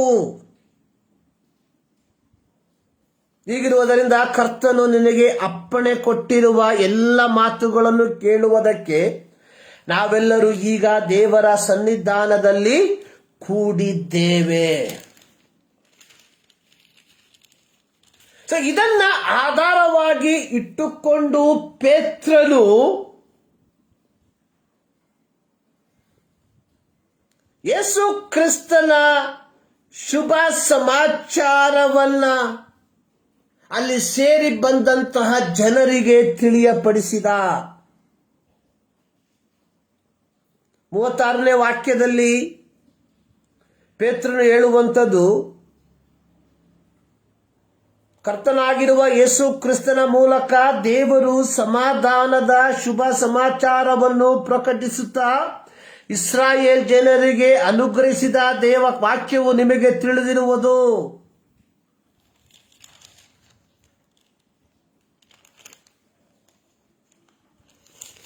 ನೋಡಿ, ಈ ಒಂದು ಭಾಗದಲ್ಲಿ ಪೇತ್ರನು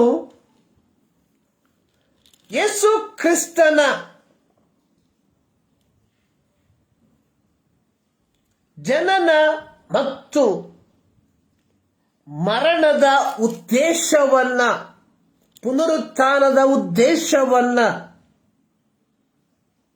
ಸುವಿಸ್ತಾರವಾಗಿ ತಿಳಿಯಪಡಿಸಿದಾಗ ಅಥವಾ ಯೇಸು ಕ್ರಿಸ್ತನ ಶುಭ ವರ್ತಮಾನವನ್ನು ತಿಳಿಯಪಡಿಸಿದಾಗ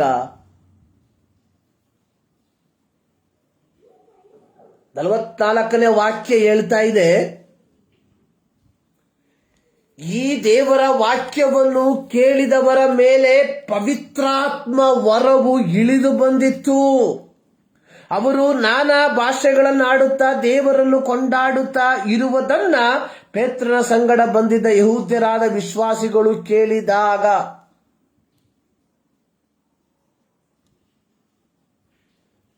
ನೇ ವಾಕ್ಯ ಹೇಳ್ತಾ ಇದೆ, ಆ ದಿನದಲ್ಲಿ ಆ ಕುಟುಂಬ ರಕ್ಷಣೆಗೆ ನಡೆಸಲ್ಪಟ್ಟಿತ್ತು ಎಂಬುದಾಗಿ. ಒಬ್ಬ ವ್ಯಕ್ತಿಯನ್ನ ರಕ್ಷಣೆಗೆ ನಡೆಸುವಂಥದ್ದು ಯೇಸು ಕ್ರಿಸ್ತನ ಶುಭ ವಾರ್ತೆ ಅನ್ನುವಂಥದ್ದನ್ನು ನಾವು ಮರಿಬಾರದು. ಇಂದು ಅನೇಕರು ಹೇಳುವಂತಹ ಒಂದು ಮಾತು,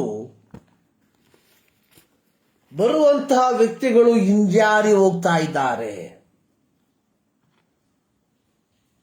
ಅದಕ್ಕೆ ಕಾರಣ ಅನ್ನುವಂಥದ್ದು ಜನರಿಗೆ ಯಥಾರ್ಥವಾದ ಬೋಧನೆಯನ್ನ ಕೊಡದೆ ಇರುವಂಥದ್ದು. ಸೊ ನಾವು ಯೇಸುವನ್ನ ಜನರಿಗೆ ಪರಿಚಯ ಪಡಿಸುವಂಥದ್ದು ಕೇವಲ ಒಬ್ಬ ವೈದ್ಯನಾಗಿ ಅಲ್ಲ, ಅಥವಾ ಕೇವಲ ಒಬ್ಬ ಲಾಯರ್ ಆಗಿ ಅಲ್ಲ, ನ್ಯಾಯಾಧಿಪತಿಯಾಗಿ ಅಲ್ಲ. ಲೌಕಿಕವಾದ ಮಾತಿನಲ್ಲಿ ನಾವು ಯೇಸುವನ್ನು ಜನರಿಗೆ ಪರಿಚಯ ಪಡಿಸಬೇಕಾಗಿರುವಂಥದ್ದು ರಕ್ಷಕನು ಎಂಬ ಒಂದು ವಿಧಾನದಲ್ಲಿ. ನೋಡಿ, ಯೇಸು ಕ್ರಿಸ್ತನ ಜನನದ ಸಂದರ್ಭದಲ್ಲಿ ದೂತರು ಕುರುಬರಿಗೆ ತಿಳಿಸಿಕೊಟ್ಟಂಥದ್ದು, ಇವತ್ತು ನಿಮಗೋಸ್ಕರ ದಾವೀದನ ಊರಿನಲ್ಲಿ ಒಬ್ಬ ರಕ್ಷಕನು ಹುಟ್ಟಿದ್ದಾನೆ, ಅವನು ಕರ್ತನಾಗಿರುವ ಕ್ರಿಸ್ತನು. ಅಪೊಸ್ತಲರ ಕೃತ್ಯದಲ್ಲಿ ಪೇತ್ರನು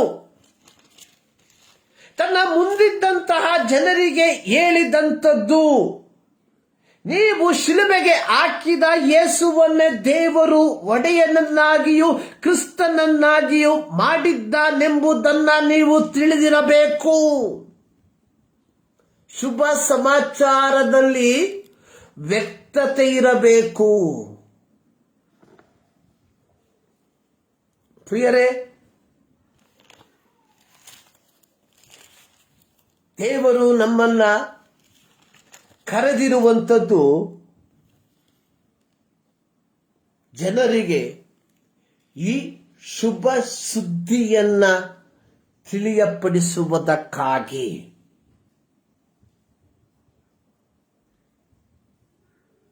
ಸೊ ಈ ಒಂದು ದೌತ್ಯದಲ್ಲಿ, ಈ ಒಂದು ಮಿಷನ್ ಅಲ್ಲಿ ನಾವು ಎಷ್ಟರ ಮಟ್ಟಿಗೆ ಜಯಶಾಲಿಗಳಾಗಿದ್ದೇವೆ ಎಂಬುವಂಥದ್ದನ್ನ ಒಮ್ಮೆ ನಾವು ಅವಲೋಕಿಸಿಕೊಳ್ಳಬೇಕಾಗಿರುವಂಥದ್ದು ಬಹಳ ಪ್ರಾಮುಖ್ಯ. ಯೆಶಾಯನ ಪ್ರವಾದನ ಗ್ರಂಥ 55ನೇ ಅಧ್ಯಾಯದಲ್ಲಿ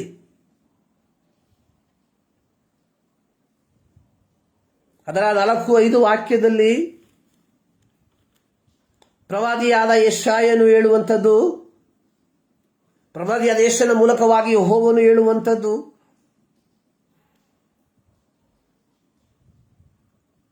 ಇಗೋ ನಾನು ಅವನನ್ನು ಜನಾಂಗಗಳಿಗೆ ಸಾಕ್ಷಿಯನ್ನಾಗಿಯೂ ನಾಯಕನನ್ನಾಗಿಯೂ ಅಧಿಪತಿಯನ್ನಾಗಿಯೂ ನೇಮಿಸುವನು. ಎಲೆ ಇಸ್ರಾಯೇಲೇ, ಅವನಂತೆ ನೀನು ನಿನಗೆ ಗೊತ್ತಿಲ್ಲದ ಜನಾಂಗವನ್ನು ನಿನ್ನ ಅಧೀನಕ್ಕೆ ಕರೆಯುವಿ. ಇಸ್ರಾಯೇಲಿನ ಸದಮಲ ಸ್ವಾಮಿ ಎನಿಸಿಕೊಳ್ಳುವ ದೇವರ ಯೆಹೋವನು ನಿನಗೆ ವೈಭವ ಕೊಟ್ಟಿರುವುದು ನೋಡಿ ನಿನ್ನನ್ನು ತಿಳಿಯದ ಜನಾಂಗವು ನಿನ್ನ ಆಶ್ರಯಕ್ಕೆ ಓಡಿ ಬರುವುದು. ಸೊ ಇಲ್ಲಿ ನಾವು ನೋಡುವಂಥದ್ದು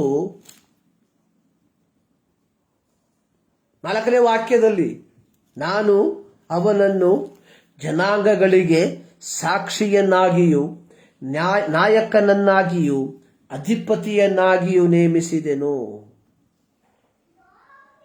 ಸೊ ಅವರಿಗೆ ಶುಭವಾರ್ತೆಯನ್ನ ಸಾರುವ ವ್ಯಕ್ತಿಯಾಗಿ ನೇಮಿಸಿದೆನು. ಪ್ರಿಯರೇ, ದೇವರು ನಮ್ಮನ್ನು ನೇಮಿಸಿರುವಂಥದ್ದು ಈ ಶುಭವಾರ್ತೆಯನ್ನ ಸಾರುವುದಕ್ಕೆ. ಸೊ ಈ ಶುಭವಾರ್ತೆಯ ದೌತ್ಯದಲ್ಲಿ ನಾವು ಎಷ್ಟರ ಮಟ್ಟಿಗೆ ನಂಬಿಗಸ್ತರಾಗಿದ್ದೇವೆ ಎಂಬುವಂಥದ್ದನ್ನ ಒಮ್ಮೆ ಪರೀಕ್ಷಿಸಿಕೊಳ್ಳಬೇಕಾಗಿರುವಂಥದ್ದು ಬಹಳ ಪ್ರಾಮುಖ್ಯ. ಬಿಕಾಸ್ ಇದು ನಮ್ಮ ಕೈಯಲ್ಲಿ ಕೊಡಲ್ಪಟ್ಟಿದೆ. It's our responsibility. ಇದು ನಮ್ಮ ಜವಾಬ್ದಾರಿಯಾಗಿದೆ.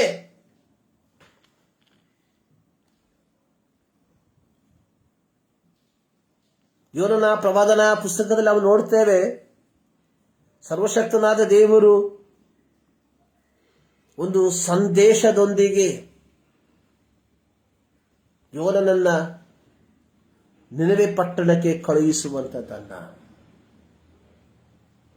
ಸೊ ದೇವರ ಸಂದೇಶ ಅಥವಾ ದೇವರ ನ್ಯಾಯ ತೀರ್ಪಿನ ಸಂದೇಶ, ಆ ಸಂದೇಶವನ್ನ ಕೇಳುವಂತಹ ಜನರು ತಮ್ಮ ಜೀವಿತವನ್ನ ಮನಪರಿವರ್ತಿಸಿಕೊಳ್ಳುವುದಾದರೆ ಅವರಿಗೆ ಶುಭ ವರ್ತಮಾನವಾಗಿ ಮಾರ್ಪಡುತ್ತದೆ. ಶುಭ ವರ್ತಮಾನ ಅನ್ನುವಂಥದ್ದು ಪಾಪದಲ್ಲಿರುವಂತಹ ಜನರಿಗೆ ಭೌತಿಕ ಆಶೀರ್ವಾದದ ಕಾರ್ಯಗಳನ್ನು ಹೇಳುವಂಥದ್ದಲ್ಲ. ಶುಭ ವರ್ತಮಾನ ಅನೇಕರು ನೆನೆಸುವಂಥದ್ದು ಶುಭ ವರ್ತಮಾನ. ಪ್ರತ್ಯೇಕವಾಗಿ ಈ ಕಾಲಘಟ್ಟಗಳಲ್ಲಿ ದೇವರೊಂದಿಗೆ ಯಾವ ಸಂಬಂಧವಿಲ್ಲದೆ ಇರುವಂತಹ ವ್ಯಕ್ತಿಗಳು ಪ್ರವಾದಿಗಳ ಬಳಿಗೆ ಹೋಗಿ ಪ್ರವಾದನೆಯನ್ನು ಕೇಳುವುದಕ್ಕೆ ಕುಳಿತುಕೊಳ್ಳುವಂಥದ್ದನ್ನು ನಾವು ನೋಡ್ತೇವೆ. ಇವೆಲ್ಲವೂ ಖೇದಕರವಾಗಿರುವಂತಹ ಸಂಗತಿಗಳು. ಶುಭ ವರ್ತಮಾನವು ವ್ಯಕ್ತಿಗೆ ಶುಭ ವರ್ತಮಾನವಾಗಿ ಮಾರ್ಪಡುವಂಥದ್ದು ಕೇಳಿರುವಂತಹ ದೇವರ ವಾಕ್ಯಕ್ಕೆ ತಾನು ಯಾವ ರೀತಿಯಾಗಿ ವಿಧೇಯನಾಗ್ತಾನೋ ಅದಕ್ಕೆ ಅನುಗುಣವಾಗಿ. ಅದನ್ನು ನಾವು ಮರಿಬಾರದು. ಯೋನನು ನಿನವೆ ಪಟ್ಟಣದ ಜನಕ್ಕೆ ಬರಲಿರುವ ದೇವರ ನ್ಯಾಯ ತೀರ್ಪಿನ ಕುರಿತಾಗಿ ದೇವರ ಸಂದೇಶವನ್ನು ತಿಳಿಯಪಡಿಸಿದ. ದೇವರ ಸಂದೇಶವನ್ನು ಕೇಳಿದಂತಹ ಜನರು ತಮ್ಮ ಮನಪರಿವರ್ತನೆಯ ಮೂಲಕವಾಗಿ ಈ ಸಂದೇಶವನ್ನ, ದೇವರ ನ್ಯಾಯ ತೀರ್ಪಿನ ಸಂದೇಶವನ್ನ ಒಂದು ಶುಭ ಸಮಾಚಾರವಾಗಿ ಮಾರ್ಪಡಿಸಿಕೊಂಡರು. ಸೊ ದೇವರು ನಮಗೆ ಕೊಟ್ಟಿರುವಂತಹ ಸಂದೇಶ, ದೇವರ ರಾಜ್ಯ ಸಮೀಪಿಸಿತು, ದೇವರ ಕಡೆಗೆ ತಿರುಗಿಕೊಳ್ಳಿರಿ. ದೇವರ ಕಡೆಗೆ ತಿರುಗಿಕೊಳ್ಳುವುದಾದರೆ ಕೀರ್ತನೆ 23ರಲ್ಲಿ ದಾವೀದನು ಹೇಳಿದ ರೀತಿಯಲ್ಲಿ ನನ್ನ ಜೀವಮಾನವಲ್ಲ ಶುಭವೂ ಕೃಪೆಯು ನನ್ನನ್ನು ಹಿಂಬಾಲಿಸುತ್ತದೆ ಎಂಬುದಾಗಿ ಮತ್ತಾಯ ಸುವಾರ್ತೆಯಲ್ಲಿ ಯೇಸು ಸ್ವಾಮಿ ಹೇಳಿರುವ ರೀತಿಯಲ್ಲಿ ಮೊದಲು ದೇವರ ರಾಜ್ಯಕ್ಕಾಗಿ ನೀತಿಗಾಗಿ ತವಕಪಡಿರಿ, ಅದರೊಂದಿಗೆ ಎಲ್ಲವೂ ಅಂದರೆ ನಮಗೆ ಬೇಕಾಗಿರುವಂಥದ್ದು ಮಾತ್ರ. ಎಲ್ಲ ಅಂದ್ರೆ ಎಲ್ಲವೂ ಅಲ್ಲ. ಪ್ರಿಯರೇ, ನಾವು ಯಥಾರ್ಥವಾದ ಶುಭ ಸಮಾಚಾರವನ್ನು ಜನರಿಗೆ ತಿಳಿಯಪಡಿಸುವುದಾದರೆ ಅದನ್ನು ಅಂಗೀಕಾರ ಮಾಡುವಂತಹ ಜನರಿಗೆ ಈ ಸಂದೇಶ ಶುಭ ವರ್ತಮಾನವಾಗಿ ಮಾರ್ಪಡುವಂಥದ್ರಲ್ಲಿ ಯಾವ ಸಂಶಯವೂ ಇಲ್ಲ. ಸೊ ಇದು ನಮ್ಮ ಕೈಯಲ್ಲಿ ದೇವರು ಕೊಟ್ಟಿದ್ದಾನೆ. ಗಾಸ್ಪಲ್ ಟು ಆಲ್, ಎಲ್ಲರಿಗೂ ಶುಭ ವರ್ತಮಾನ, ಗುಡ್ ನ್ಯೂಸ್ ಟು ಆಲ್.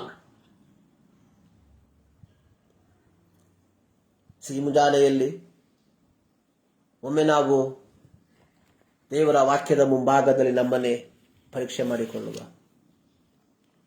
ಈ ಶುಭ ವರ್ತಮಾನವನ್ನು ನಾವು ಸಾರುವಂಥವರಾಗಿದ್ದೇವ?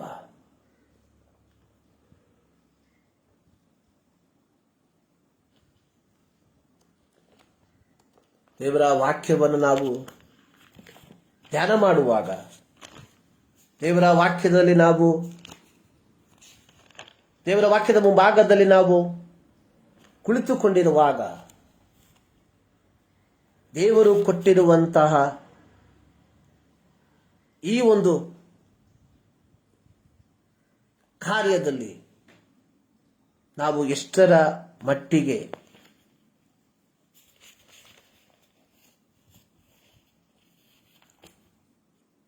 100% ಆಗಿ ನಾವು ಇದರಲ್ಲಿ ತಲ್ಲೀನರಾಗಿದ್ದೇವೆ. ಕನ್ನಡದಲ್ಲಿ ಒಂದು ಹಾಡಿದೆ, ಶುಭವಾರ್ತೆಯ ನಾವು ಸಾರೋಣ, ಆತ್ಮಗಳ ನಾವು ಗೆಲ್ಲೋಣ, ಯೇಸುವನ್ನು ಬೇಡಿರಿ, ಶಕ್ತಿಯನ್ನು ಹೊಂದಿರಿ, ಶುಭವಾರ್ತೆಯ ನೀವು ಸಾರಿರಿ. ಶುಭವಾರ್ತೆಯ ನಾವು ಸಾರೋಣ, ಆತ್ಮಗಳನ್ನು ನಾವು ಗೆಲ್ಲೋಣ. ಇಂದು ನಾವು ಶುಭವಲ್ಲದ ವಾರ್ತೆಗಳನ್ನು ಶುಭವಾರ್ತೆ ಎಂದು ಸಾರಿ ಹಣವನ್ನು ಗೆಲ್ಲುವಂತಹ ಸೇವಕರಾಗಿ ಮಾರ್ಪಟ್ಟಿದ್ದೇವೆ. ದೇವರು ನಮ್ಮನ್ನ ಕರೆದಿರುವಂಥದ್ದು ಆತ್ಮಗಳನ್ನು ಗೆಲ್ಲುವುದಕ್ಕೋಸ್ಕರ.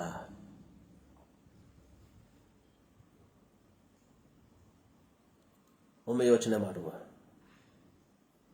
Mission gospel to all. ಇದು ಕರ್ತನಾದ ಯೇಸು ಕ್ರಿಸ್ತನು ತನ್ನ ಶಿಷ್ಯರಿಗೆ ಕೊಟ್ಟಂತಹ ಜವಾಬ್ದಾರಿ.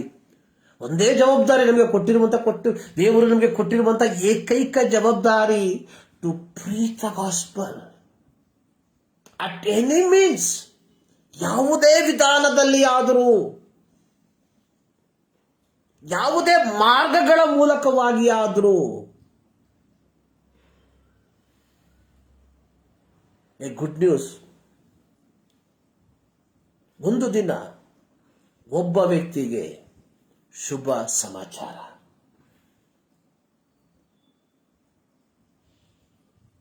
ನಮ್ಮ ಈ ಲೌಕಿಕ ಜೀವಿತ ಕೇವಲ ಬೆರಳೆಣಿಕೆಯ ದಿನಗಳು ಮಾತ್ರ. We don't know how long we are going to live. ಇನ್ನೆಷ್ಟು ದಿನಗಳು ಬದುಕುತ್ತೇವೆ ಎಂಬುದು ನಮಗೆ ಗೊತ್ತಿಲ್ಲ. ಬದುಕುವಂತಹ ಒಂದೊಂದು ದಿನ ಒಬ್ಬ ವ್ಯಕ್ತಿಗೆ, ಒಬ್ಬ ಹೊಸ ವ್ಯಕ್ತಿಗೆ ಈ ಶುಭ ವಾರ್ತೆಯನ್ನ ತಿಳಿಸುವಂತಹ ವ್ಯಕ್ತಿಗಳಾಗಿ ನಾವು ಮಾರ್ಪಡುವುದಾದರೆ ನಮ್ಮ ಜೀವಿತ ದೇವರಿಗೆ ಸುಗಂಧವಾಗಿ ಮಾರ್ಪಡುವಂಥದ್ರಲ್ಲಿ ಯಾವ ಸಂಶಯವೂ ಇಲ್ಲ. ನಮ್ಮ ಕಣ್ಣುಗಳನ್ನು ಮುಚ್ಚಿ ಪ್ರಾರ್ಥನೆ ಮಾಡುವ. ಭೂಮಿ ಆಕಾಶವನ್ನು ಉಂಟು ಮಾಡಿರುವ ನಮ್ಮ ಪ್ರೀತಿಯ ತಂದೆಯಾದ ದೇವರೇ, ಮತ್ತೊಂದಾವರ್ತಿ ನಿಮ್ಮ ಸನ್ನಿಧಾನಕ್ಕೆ ನಾವು ಸೇರಿ ಬರ್ತಾ ಇದ್ದೇವೆ. ಈ ವಿಧಾನೆಯಲ್ಲಿ ನಿಮ್ಮ ವಾಕ್ಯದ ಗುಣಾರ್ಥಗಳನ್ನು ನಮಗೆ ತಿಳಿಯಪಡಿಸಿದ್ದಕ್ಕಾಗಿ ಸ್ತೋತ್ರ. ಹೌದು ಕರ್ತನೆ, ನಾವು ಕೇವಲ ಪ್ರಸಂಗಿಸುವಂಥವರು, ನಾವು ಕೇವಲ ಕೇಳುವಂಥವರು ಮಾತ್ರವಲ್ಲ ಸ್ವಾಮಿ.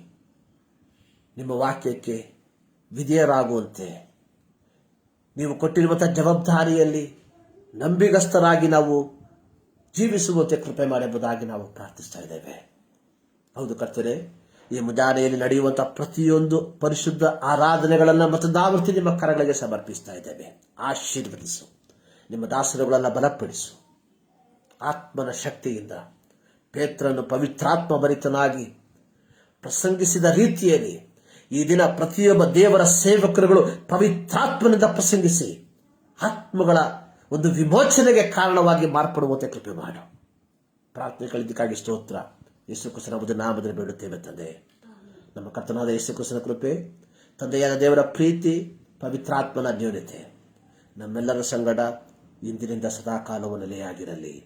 ಆಮೇಲೆ ಸರ್ವಶಕ್ತನಾದ ದೇವರು ನಿಮ್ಮೆಲ್ಲರನ್ನ ಧಾರಾಳವಾಗಿ